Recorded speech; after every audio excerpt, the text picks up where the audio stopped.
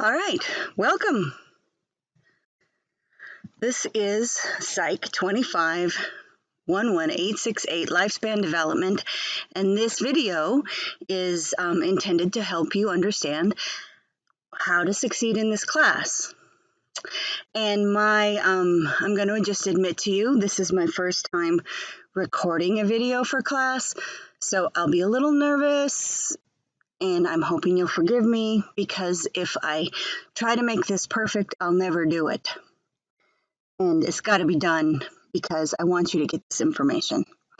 And I don't want you to have to show up to a class meeting in order to get the information, because I understand that these days are hard and not everybody's schedule is even in place, and some people are getting jobs that they didn't even know to plan on. So I want to make sure that you can hear from me in such a way that you don't have to, it doesn't depend on showing up at a specific time. Okay, with that said, maybe I'm a little bit less nervous, and let's move on. I want to just start by talking about why you should take this course. And what I think that is going to be awesome about this course is that you will use it to use what you learn in this course to think differently about yourself and the people you know and the people you haven't met yet.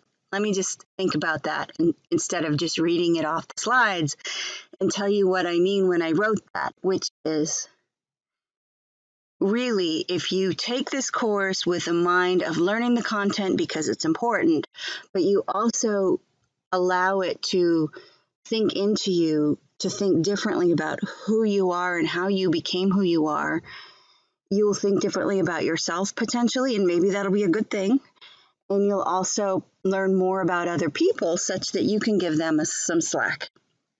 You can look at them knowingly and smile instead of get upset, perhaps. Okay.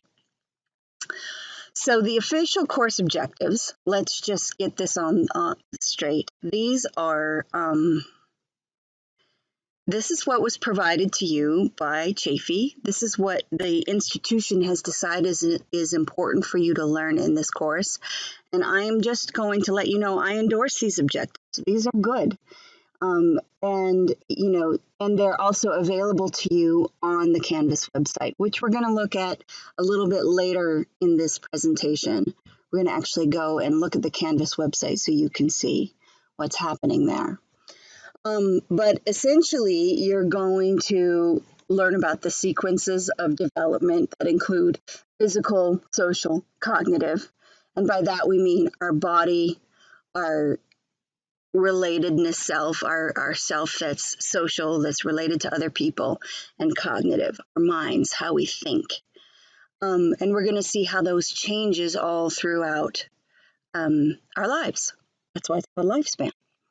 We are going to look at the techniques and methods used as developmental psychologists, probably pretty briefly, because I'm not going to turn you into research psychologist. I just want to introduce you to the concepts and get you familiar with maybe how did we go about finding evidence for some of the things we talk about in developmental psychology.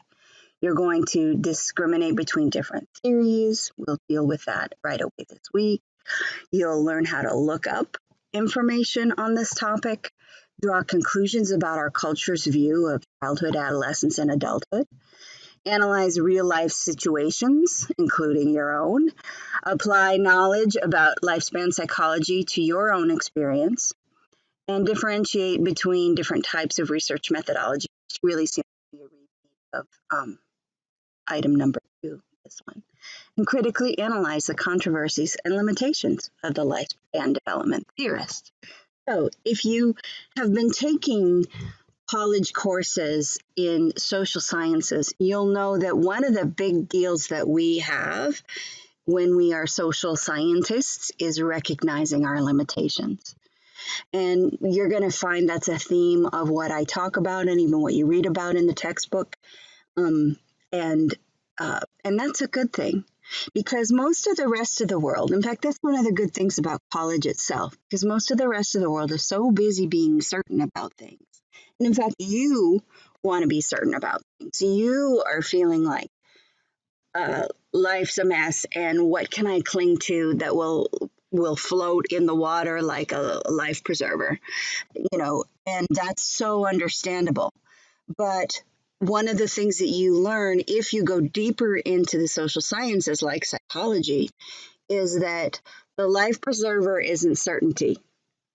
It's more of a wide range of possibilities, not any one thing. And so we recognize that any one thing might sink at any moment. We are really looking at a broader picture of evidence-based possibilities for explaining the world and our lives. So that's a little bit about social science. I have some objectives that are for you specifically. So those are about like, what are you going to learn in the course content wise? But I want you to learn, I want you to, like, I'm a developmentalist, right? I believe in understanding development, and I actually believe in your development. I mean, that's sort of why I'm doing this in the first place. And I believe that if you move through life and gather information and reflect on yourself, you will develop in ways that will make you happier and the people in your lives happier, and you'll be more effective at achieving your goals. Maybe your goals are for yourself, maybe they're for your family, maybe they're for the world. So I have this fantasy that I am helping people like you become more aware and in control of their own choices so that they can be their most effective selves. So that's sort of what's in it for me, I admit. And so I've identified these goals that I have for you. I want you to develop some mastery. I'm assuming that you are somewhere in the beginning of your lifelong education, right? Like, because I consider the lifelong education to really start at the choices you make as an adult. And if you've chosen to take this class, you've made an adult decision, even if you're still in high school. I know sometimes high school students take these college courses, but that's an adult decision to do that because you don't have to. Nobody's telling you you have to take this course. You chose it. So one of the things I want to do is build on that and develop your confidence in your ability to systematically master complex course material. And what that means is I've put in a lot of work, and I'm still putting in a lot of work in terms of organizing the information, asking the right questions, setting up assignments that are relatively easy and thought-provoking. So you can do well at these assignments, and I've given everything that you need to know in order to do well. It's all written out. And I want you to do well. I actually want you to master these assignments. I want you to come away from this course saying, wow, I did that, because it's a lot of work, I think. And I want you to have this sense of that you developed your own rhythms, your own pace, your own routines that enabled you to get this work done and to get it done well. Okay, that's the mastery goal. I also have a goal for you for authenticity. I want you to be comfortable sharing your authentic ideas and insights in this class and in this class assignment. So by sharing in class, clearly we're not meeting in a classroom, but I have a lot of discussion questions where you're going to be sharing your ideas and insights, right? And your opinions. And I want you to I would love it if you would really explore your authenticity, really explore talking about what's true. And my commitment to you is to keep it a safe space. I'm not going to tolerate unkindness, and I'm going to judge unkindness. Like, I'll see it. But I'm going to look for, this is what I really think, this is what I'm really struggling with. If that's what you're saying, I'm going to look for that type of interaction in this class and what you post and what you write in your reflection papers. And I'm going to be happy when I see your authenticity, if that makes sense. I don't know. That might not be your goal, but sometimes people are pretty motivated by making somebody else happy, including their professor.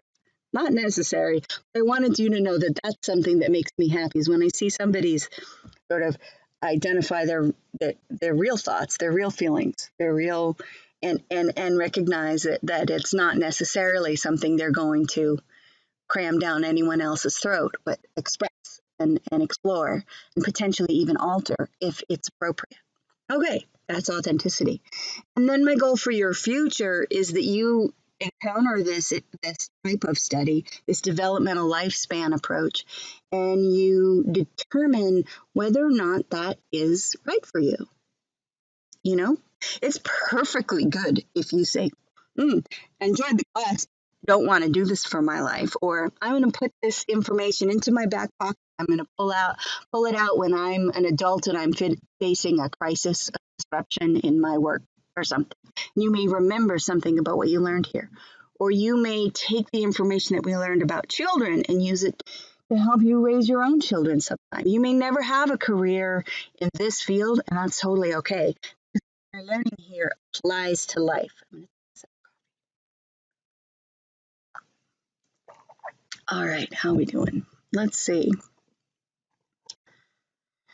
So there's this particular presentation. I'm pretty much identifying the 8 essential things for doing well in this class. I want you to know a little bit about me. I want you to know what is required before you commit to this class, because I want you to make a commitment and I want you to do well. Nothing breaks my heart more than when people sort of start out with, a sort of eagerness and then they just drop off. I know life happens.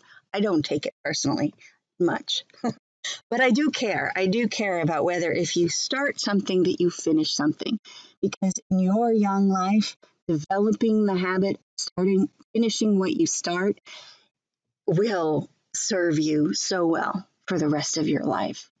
And I want that for you. Okay, understand the goals and point values of the assignments. So that's the nitty gritty. I'm going to talk to you about why we're doing each assignment and how much they cost, and how much they are worth. And I'm going to give you, I want you to sort of have some mastery over your choices. You may choose not to do every assignment.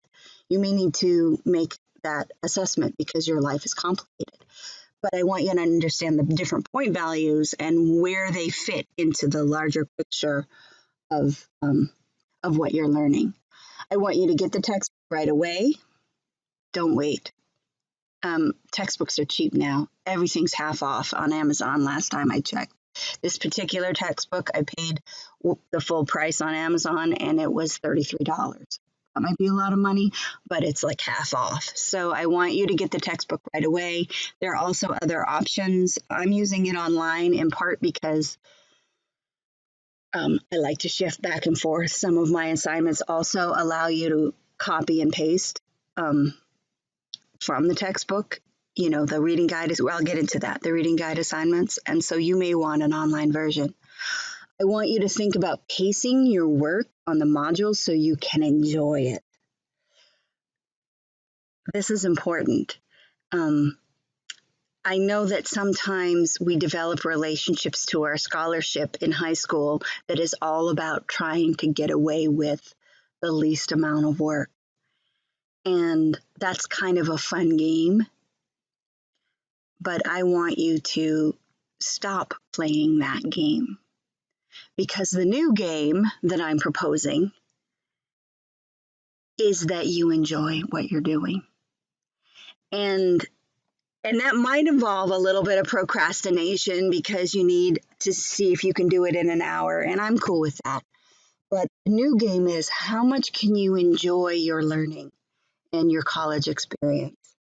Because it's through the enjoyment that the learning really sinks in, gets integrated, and empowers your future. If you're working on, like, I'm not going to think about this till Thursday, and then you have 4 modules to complete, you're going to be stressed out. You're not going to enjoy it.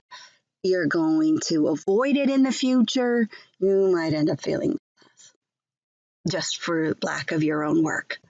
And that's not what I want for you. I want you to enjoy it and develop a sense of, wow, if I do some work on this every day for the next 2 months, by every day, I mean like 5 days a week, then I will have mastered everything in this class. Now, another thing I want for you is for you to make sure to understand that you can read my feedback. I'm going to give you some feedback, and sometimes it's more important than others.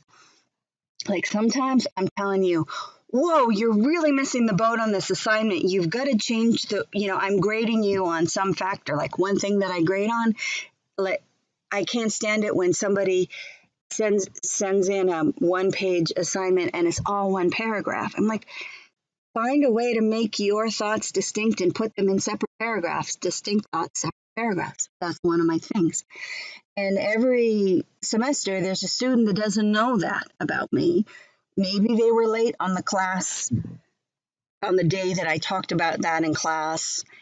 And then they'll turn in their assignment. I had one student, this person was in my class for a whole year. She took a fall semester and a spring semester.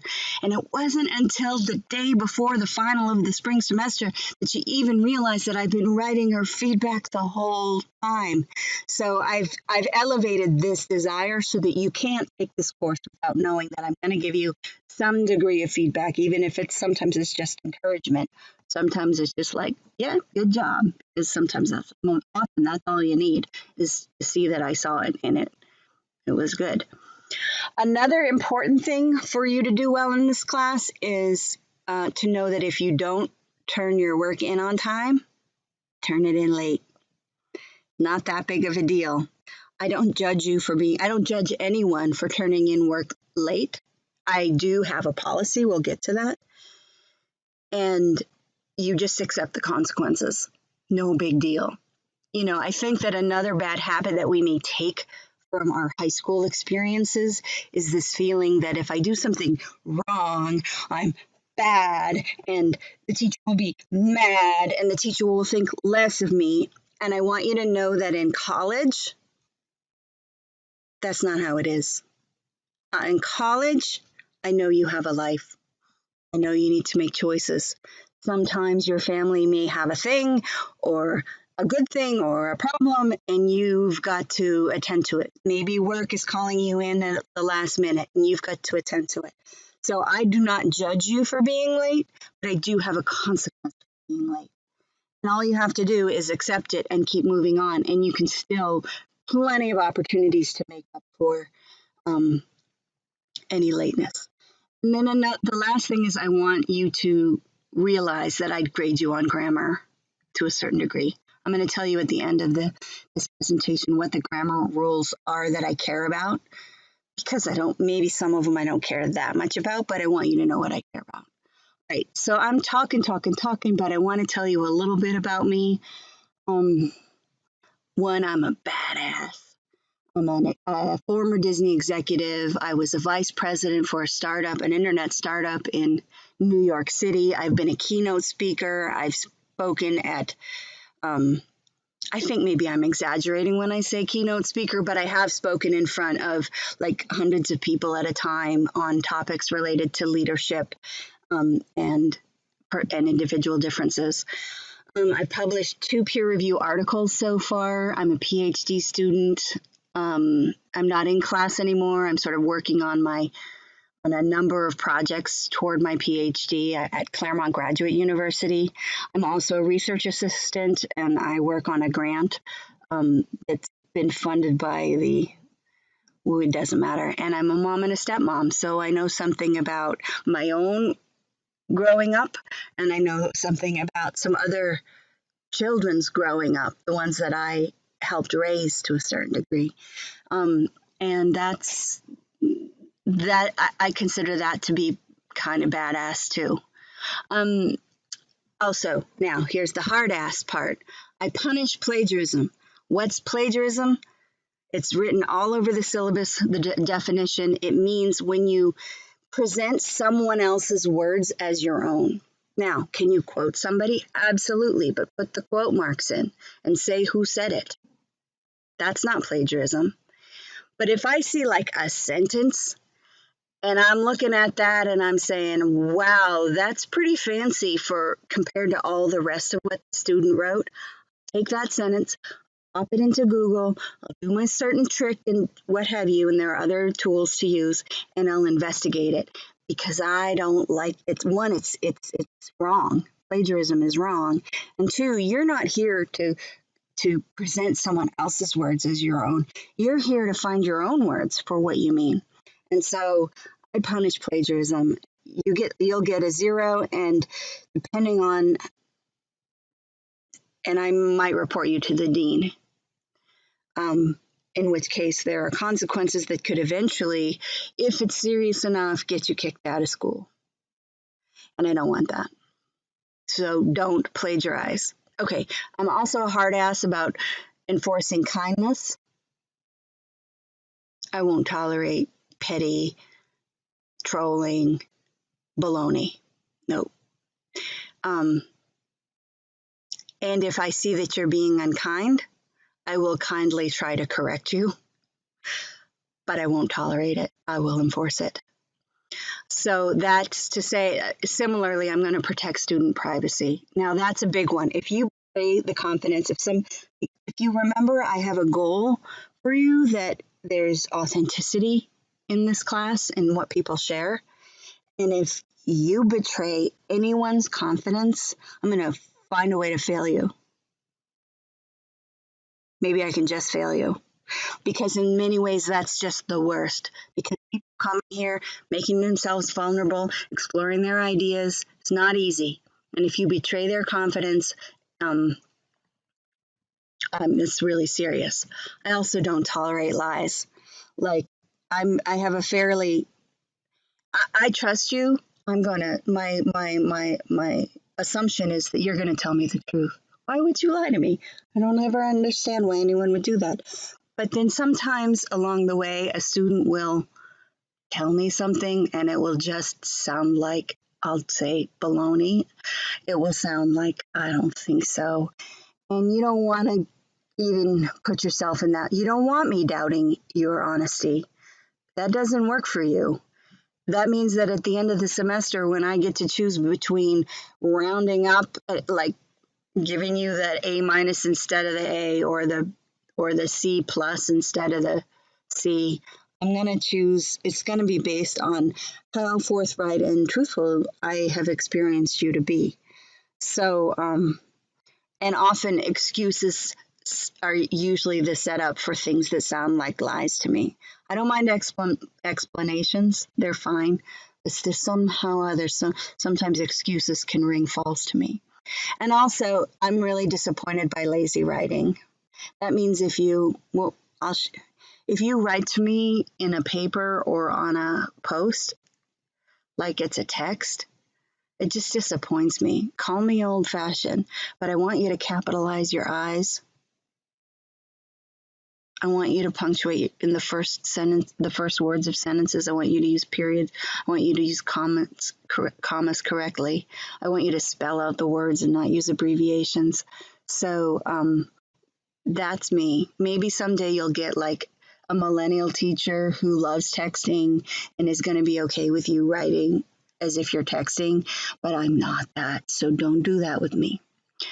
Okay, so here's the part where I'm a softie. I'm inspired by hard work. I really am. I love it. I might boost you at the end of the grade if I see how hard you're working. If I see like the consistency, the effort. Love it. Moved by honesty and self-discovery. I think we've talked about that a bit. I'm hopeful that this content will be helpful to you. I'm really trying to organize this around the content of this course being useful to you. And I understand the challenges of adult learners. So that's a little bit about me. The textbook, this is also all of this information, but this is the textbook that you're going to buy. And I told you a little bit about it, and you'll get it and we'll work through it. But I have more to say about sort of the requirements, and I'm going to tell you how this textbook fits in. And the way that the textbook fits in is based on this assignment with reading guides. And let me just stop for a minute and tell you why I've structured this slide the way that I've structured it. So this is showing you the basic structure of the course and the point values here. But essentially, what I want for you is organized in terms of the knowledge that you gain, the integration of that knowledge into your own life and into how you observe other people, and also in your participation, the way that you respond to classmates, how you respond to me, whether or not you attend weekly conversation, which is only a plus, it's not a minus. So for knowledge, here are some things. For knowledge, I have reading guides, and those are, I'll show you an example of what those are when I go to the Canvas site. But essentially, I'm basically structured a series of questions, and you need to find the answers in the text. So I've given you the text that this reading guide is about, and a series of questions. And the way I think of it is it's like a scavenger hunt. I think of it as like, and it's an easy scavenger hunt because all the questions go in order. They're not mixed up. You sort of open your book, you open your reading guide, you do your reading, you find the answer. And and I also think of reading guides as you're like collecting. You're collecting knowledge. And then the reading guide becomes little bits of knowledge that you have pulled and saved, and now they're yours.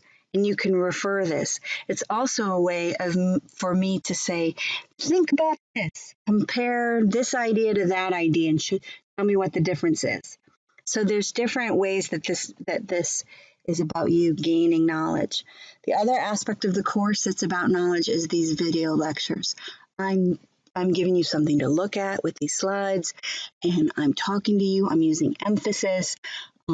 I'm trying to be real about what I think is important in all of this reading and all of this thinking. Now, my video lectures will not cover everything that's important. I'm just going to emphasize certain things. So the video lectures go in hand with the reading guides in terms of gathering knowledge. And then to assess that and reinforce it, we've got these quizzes. And finally, the final exam. So that's sort of the knowledge building portion of the course. The integration portion of the course involves the assignment of shares, which is the way that I'm referring to discussion posts that are asking you to share your thoughts, your feelings, your opinions, to apply some of the knowledge in a relaxed way. It's not formal. I'm not and I'm not really grading you on how good you write at all. I'm really just looking for you to participate when it comes to this and address the prompt in a thoughtful way. Another type of discussion board post is the asks. I'm calling it the asks. And that is, I want you to ask a question about every module. And the question can be, what does this really mean? It could be clarifying, like I didn't really get what they meant when. It could also be expanding. You know, I love the, yeah, but what if, and yeah, but what about, you know, like sort of challenging an idea is also a fun question to ask, or thought-provoking. And so I want you to post these asks because actually I will use your your questions that you ask at the weekly conversation. But let me go here. Integration, shares, asks, reflection paper. The reflection paper is assigned once a week. Let me see. There are 6 reflection papers, and that's sort of some topic that's related to all 4 modules of that week. I'm going to show you a little bit more. You're going to be so happy with all the information that I'm giving you to understand this, but let's just keep going. And finally, there will be a final paper. I haven't written the prompt for the final paper, but it'll be 6 pages long. It's also, you know, like 4 points is the difference between an A or an A minus. So you're going to want to do that. In terms of the participation, I want you to respond to classmates in the discussion threads. Again, I'll be enforcing kindness and protecting privacy. So I want to see that you are responding authentically and supportively to classmates. Yes, it's okay to challenge an idea, not okay to attack it. Feel free to try your challenging. I want you to feel free to do that. And if for any reason any student feels offended or attacked, you're going to talk to me and I'm going to work it out, because I am going to trust nobody in this class wants to offend anybody else in this class. And if that happens, I'm going to work it out. That's my commitment to you. I also, as I said, want you to respond to instructor feedback and attend the weekly conversation on Fridays. So let me show you. There's a couple more things about grading. The late penalty is essentially this. You can turn it in within the next week. You'll only be deducted 25%, which is not a lot, because what you need to realize is that any one reading guide is worth 1 point. So if you turn a reading guide in late, you're going to lose you're going to lose 0.25 of a point. And so, I mean, that's not nothing, because the total points for this class is 100 points. So it would scrape away at your grade a little bit if you had to be turning in late papers. But I want you to be doing it. I want you to turn it in, because even if you're even at the end of the course, if you've got a missing reading guide from week 1, you can still turn it in and get half the points. So that's what I want you to understand about the late penalty. It's based on whether you turned it a week later or more than a week later. A week later, you get only 25% deduction. 2 weeks later, you get a 50% deduction, but that's still pretty good, because it's still worth doing. Also, this thing that I want to entice you with is this 4-point complete submission bonus. If you submit every assignment, even if it's late, I will give you 4 points on the top of your total point, which would bump your grade from, a C plus to a B minus, right? So if you complete every assignment in this course to an acceptable level, and I reserve the right to say, no, that's garbage, you just threw that together and I won't accept it, but I'll give you another chance to do it. If you complete everything, you'll get this awesome bonus. Also, there are extra credits. Even put an extra credit in the first week. You never know when I'm going to be in a mood to put an extra credit, and you never know. And and they all have deadlines, and the same will be true for the extra credit. I'll have the same late penalty for extra credit if you want to submit it. But I don't know what half of 0.25 is. Anyway, I'll do the math. It'll work out. You can dispute a grade if you disagree with me, but you got to do it in writing. You got to make your case. I'll consider your argument and get back to you. Feedback on your writing. So I love writing. I love it too much to actually give you feedback on your writing. It's not a writing course. And I'm not going to be doing it because I don't know if people are even interested in it. And if you are interested in feedback on your writing, my recommendation to you is to ask for some office hours, is to ask to speak to me over Zoom. Because the best way to get some feedback on your writing is for me to talk you through what is it that I'm seeing in your writing that's working well and where the problems are. And it's so hard to do that. It's so easy to do that while talking to you, and so difficult to do that while trying to find the right words that won't hurt your feelings. Anyway, so that's what I'd like to do. If you want feedback on your writing to become a better writer, ask for office hour time with me, and we'll do it. Okay. Losing and gaining points. I think I've talked a lot about this already. I'm going to grade you on whether you follow the style that I lay out in the assignment.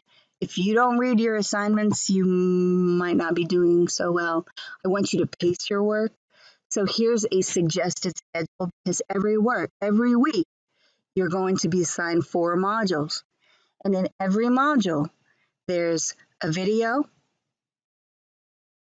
reading, a reading guide where you're answering questions about that particular reading, a share, an ask, and a quiz. Now, how much will this take?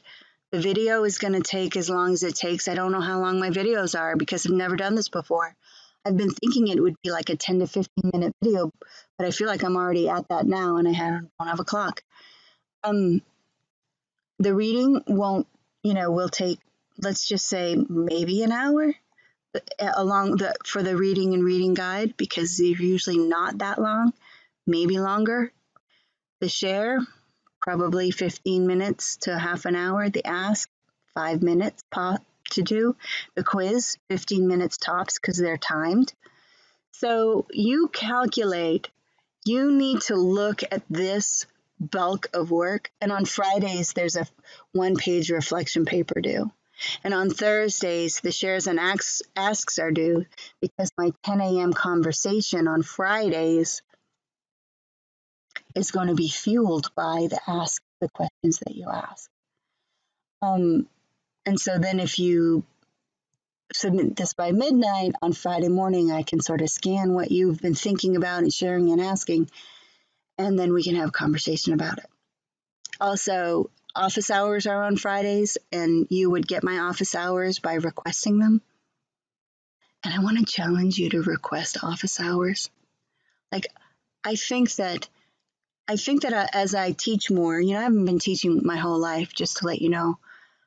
But the more that I teach, I just think that if you're shy of the teacher, if you're shy of the professor, you're missing out. And you got to challenge yourself to just say hello to me, say, I'd like to speak to you, and I will speak to you. So, and then we'll have a little moment, and your learning will be better because you'll feel a sense of connection, a sense of acceptance, a sense of my desire for your doing well, and that will fuel you in your course, maybe even in your life. You never know. Maybe that's my goal. Okay, so this is the pace of your work. I want you to consider it and realize we are covering all of this ground in only 8 weeks, and so that's why there's so much each week. So I want you to read and respond to professor feedback. I made a little video for how to do that. Again, my video skills are suspect. I'm going to get better over the course of this course, hopefully. And but that's available to you on the web. The grammar rules to follow. Make sure to use separate paragraphs if you're writing a 1-page paper. If I say write 3 paragraphs for an extra credit, write 3 paragraphs. I want them to convey distinct ideas. The structure of a paragraph is a beautiful thing, and maybe we'll even talk about it in our conversations, but it becomes the unit of you conveying written ideas, is this paragraph.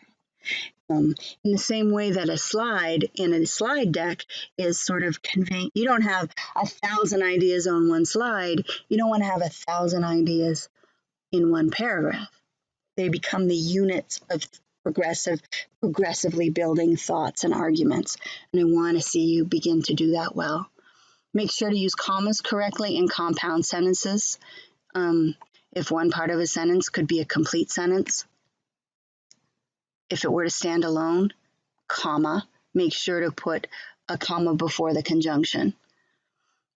That's a case of when in doubt, put a comma where you would pause slightly when speaking. That's kind of a good rule of thumb. If you're going to stop a thought and interrupt a thought, so an interrupting phrase with commas or dashes, separate interrupting phrases, commas, or dashes. Separate interrupting phrases, comma, that often happen while you're writing, comma, with commas or dashes, that kind of thing. Make sure to capitalize words correctly. If you don't capitalize the word I will be insulted. That's it. Now you know. Don't capitalize other words unless they're at the beginning of the sentence or a proper noun like a name of a specific person or a specific place. If, as you're reading the textbook, you notice that the textbook is capitalizing an idea, you can capitalize it. Just copy what some more official outlet is doing, and you'll be in good shape. But basically, I don't want like random capitalized words.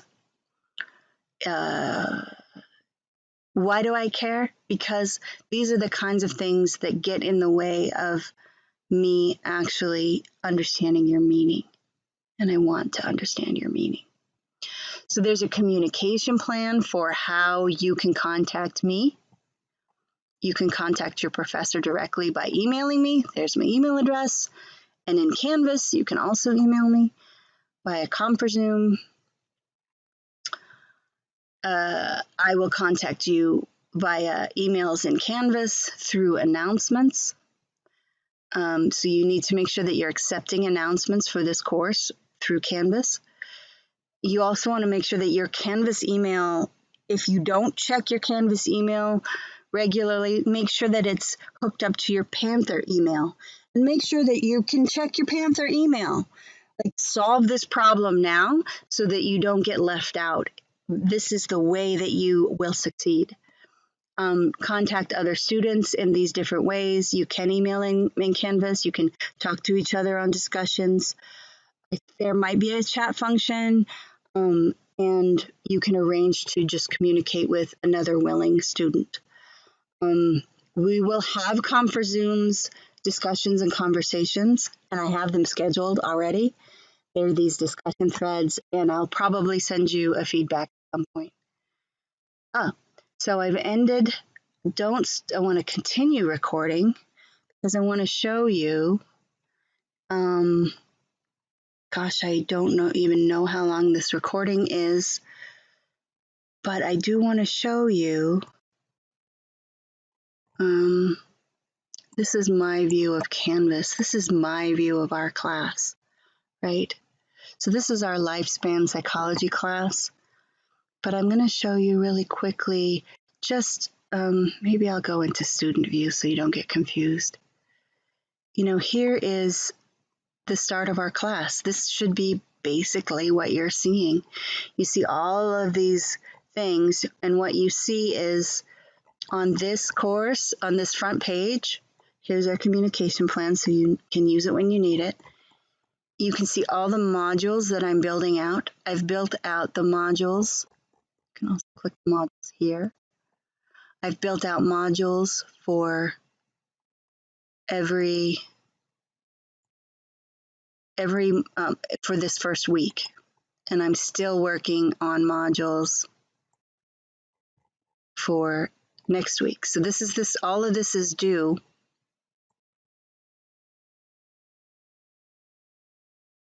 this week.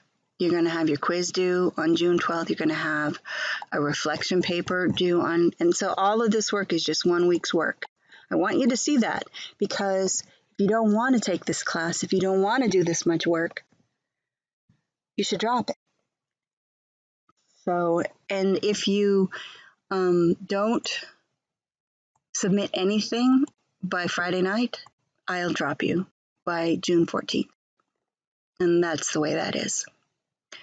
So then here so now I'm acting like I'm a student, and here are the modules. Here's the home page. I also want to show you that I've copied and pasted right into the home page all of the official syllabus information. Here's the weekly course structure where I talk through, and I'm gonna, and one of your reading assignments this week is to read through this and to get the information. This describes each of the assignments, the late penalty, the grading scale, how you can do extra credits. This is the schedule of what we're going to go through. Lifespan perspective is our first week, where we're getting our head around what the heck we're studying. And then next week is pregnancy and infancy, and I'm still working on the content for that, so you're not going to even see it until I release it. And my commitment is that I release the next week's content on Fridays. So you're, unless you ask me specifically, there may be an issue if you want to work ahead. You may need to ask me specifically to accommodate your need to work ahead, because I'm not. Right now, this is a lot more work than I thought it was going to be, so it's taking me longer to get all this done. And so I'm not able to have it all launched at the start of class, but we'll get there. There are all these resources. I really want you to see this Panther Care program. Like, that's especially important right now. You can actually get food, financial aid, transportation, legal, how you'd like, they'll help you solve problems, man. And I love that. Also, this mental health care might be important too. But if you end up using any of these resources and you feel comfortable, please tell me about it, because I don't know how well these resources are for students unless students tell me. So then the other thing that you see at the bottom of this homepage is it gives you all the due dates. These are all due on Thursday. They're short, but they're all due on Thursday. And this is all due on Friday. And so is the reflection paper. Yeah. This one is due next week. So, pardon me. So this tells you like basically what you need to do well in this course. I kind of want to show you just, this is an example of a quiz. Look. And there's no, all the quizzes are timed. So the quizzes will be 15 minutes. You can use your notes. I don't care. You can look at your textbook. Like, here's my textbook. I can look all this stuff up. Because the truth is, you can't read your textbook in 15 minutes. You kind of need to have read the textbook and understand where that answer might be so that you can find it in your textbook in order to help you get the right answer. But as you can see, each quiz is worth 1 point toward your final grade, and there are 10 questions on each quiz. And so you don't really, like, you want to get the quizzes right, but they're really designed just to enforce your learning. Just look back here. Wait, yeah. I want you to see the reflection paper. I've submitted this reflection paper as a student, and I've given you an example, and it's right here. Boom. Oh, and I think I said that I would talk about, I'm gonna have to delete that because I did that in this presentation. And there's an example also. Let's see.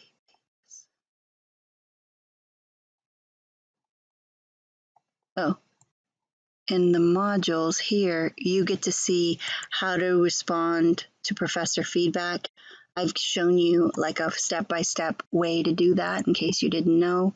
I also want you to know how to check your inbox. Uh-oh, I cannot access this functionality in Student View because, but this inbox opens up your Canvas email. I want you to be able to see where are the announcements. I'm going to make announcements available to you, but I haven't done it yet. So anyway, we're getting there. This is going to be an exciting class. I'm going to bring this recording to an end somehow. And there's a really good chance that you have not even been seeing my screen, in which case I will edit this out. So I'm done with it.